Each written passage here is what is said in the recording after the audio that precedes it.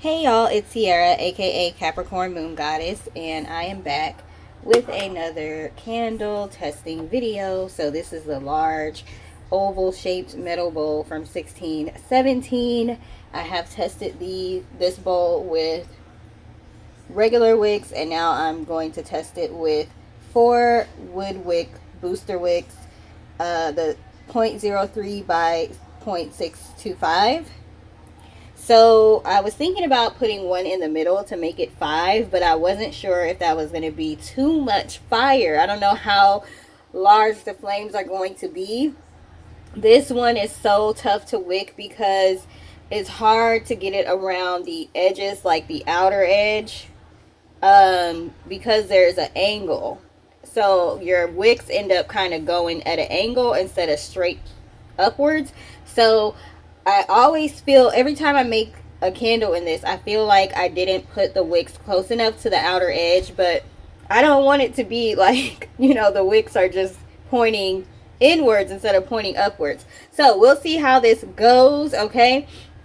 I've also had an issue with wicks drowning out in this particular jar. It could be, again, because of the angle. So we'll see if this combination works or not.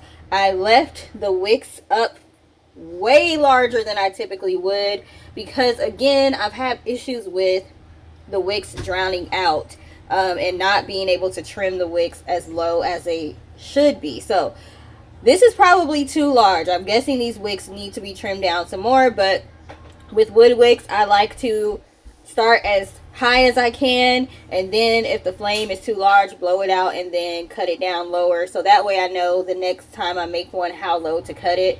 But I don't want it to be a situation where my wicks drown out, because that's pretty much hard to fix. You basically have to remove some of the wax. And this is the agave scent by Little Bee Scents. I love this scent. When I did my video originally, when I was smelling the scent, I said it smelled similar to their petrichor scent, but I'm gonna have to take that back and say it's like petrichor mixed with like greenery, fresh cut grass type situation. Smells very aquatic. My son said it smells like water, or he said it smells like not water but something wet, but he really meant aquatic. Okay, he just didn't have that word in his vocabulary. But anyway, let me light these, see how large the flame is. I'm guessing it's going to be huge, and then we'll see if we need to cut it down. Alright y'all, so I went ahead and lit them, and as you can see, one of them has already drowned itself out, so let me relight it. Alright, so here we go, and the flames aren't as large as I thought they would be, so it's actually pretty reasonable for this size jar. So I'll come back in about an hour. If I feel like I need more wicks, then what I'm going to do is just stick some more wooden wicks around the candle. Now eventually when you do that and it's not anchored to the bottom, like wickless testing, it will fall over eventually, but it will at least let me know. Like the wick will fall over once we get a good enough melt pool, but at least it'll let me know, if I should have started with 5, 6, 7, 8, or whatever. So for now we're starting with 4. So I will come back after about an hour or so to let y'all know what the progress is. I'll show y'all what it looks like with low lighting.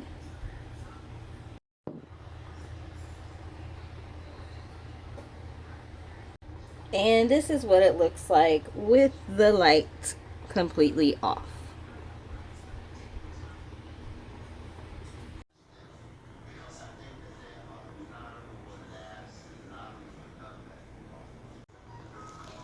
Hey y'all, so it has been about an hour since I lit this candle. So as you can see, pretty close to getting a full melt pool within the first hour. So that's good. It's also great that my wicks are not drowning out. If you remember from earlier in the video, I had issues previously when testing this with regular wicks and even wooden wicks that weren't the booster wicks. I had issues with the wicks drowning out, so I don't have that issue right now, which is great. The flame is not out of control on any of these, so that's great as well. So I'm glad I decided to go with my intuition and not cut down the wicks to, you know, the normal size that you would cut them down to. I felt like I needed to leave them larger than normal, so that's good. Also, I think I forgot to mention this in the beginning. So I used 20 ounces of wax. I believe this one, they say it can hold 26 ounces, I believe. But I used 20 ounces of wax. I didn't want to fill it up too high because then the flame would be, you know, too high. So 20 ounces of wax. I did not want to use my expensive wax to test this because I got to use that to make candles for an event that I'm about to do. So I used a mixture of golden 494 wax and a really hard paraffin wax. I forgot what it's called. I'll put it on the screen, but it's the kind that's extremely hard. Like, you use it to make pillar candles, I believe. It's so hard that you can't cut it. You have to literally like use a tool. I think I had to get a hammer and just hammer away at, you know. And then like the first time I got it, my dad had to use his saw to break through it. So it's really, really hard. Whichever wax is really, really hard. Anyway, I'll put that on the screen. But the reason why I mix those two is because Golden 494 is for wax melts only. And that's because it has a lot of oils in it. And it's very, very soft.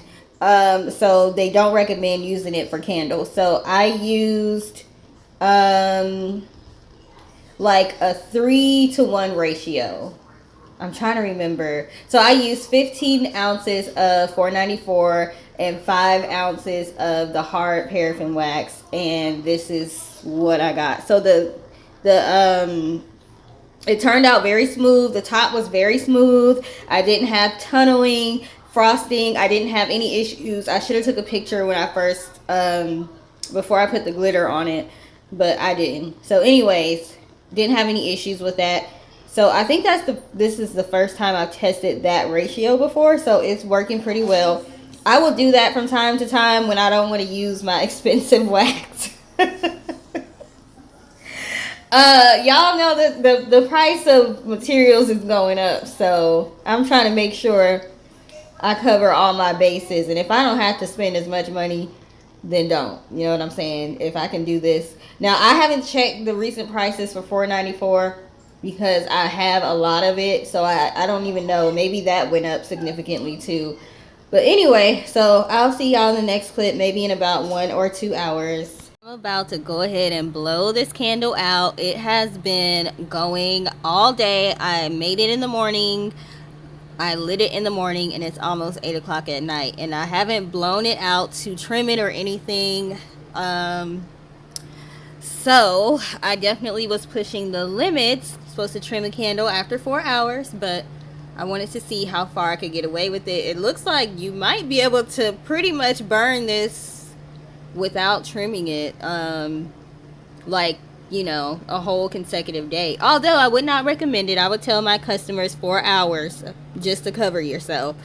And as y'all can see, I moved it from my bathroom to my altar because, yeah, I wanted to see if I could smell it throughout the whole living room. And yeah, I can. So I'm about to blow this out, and I will relight it tomorrow. Maybe. I don't know. I went too far with the candle testing today, so I'm kind of tired of smelling candles. So whenever I do light it again, I will come back. So see y'all in the next clip. Bye. Hey y'all, so back with another clip for this jar. This jar has been lit for about 4 hours. It is a new day, but it's been lit for about 4 to 5 hours today. As you can see, we pretty much got the wax melted around the entire rim of the bowl. What you see along the edges is because I used a lot of glitter. So that tends to happen sometimes. And also, I did make this mix of wax myself, so, you know, maybe I should have put more of the harder wax in there. I don't know. But it's doing pretty well. This is the best it's done. This is the best this a candle has done in this particular vessel since I got it. I've been trying it with other wicks, regular wicks, and then wooden wicks, but they weren't the booster wicks, and it really wasn't working. So this is the best it's been. As you can see, we're pretty much to the bottom. I'm trying to make it to where y'all can see. So this one will be consumed pretty quickly. I didn't have any issues with the flame coming out of the jar or being too tall or anything like that. So that's good. So anyway, whenever we get to the bottom, I'll come back and let y'all know what it looks like. But I would say for this particular combination, this works just fine with me. I'm happy with the results so far. Maybe I will test it with a different type of wax. Because I think this is the one where I mixed 494 with like a really hard paraffin. I didn't use my typical wax, which is deluxe satin soy wax, and then I also used 4630. So maybe I'll test it with these wicks using those two waxes as well, and come back and let y'all know how that turns out. So see y'all in the next clip. Bye.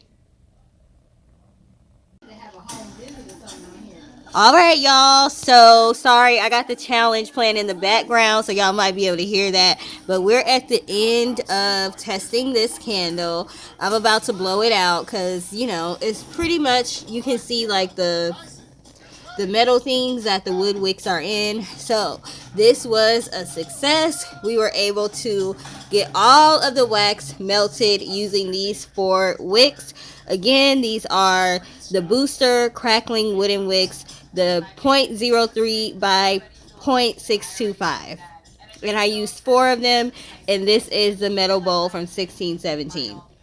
The only thing is, I don't know if they're going to still be selling these. So I'm probably going to keep this one for myself. But just in case they come back, if you do have this vessel, hopefully this video gave you some information about what wicks to try. And again, I might try this with some other waxes as well. So thank you for taking the time to watch. Please like, share, and subscribe if you feel called to do so. And have a great rest of your day. Bye.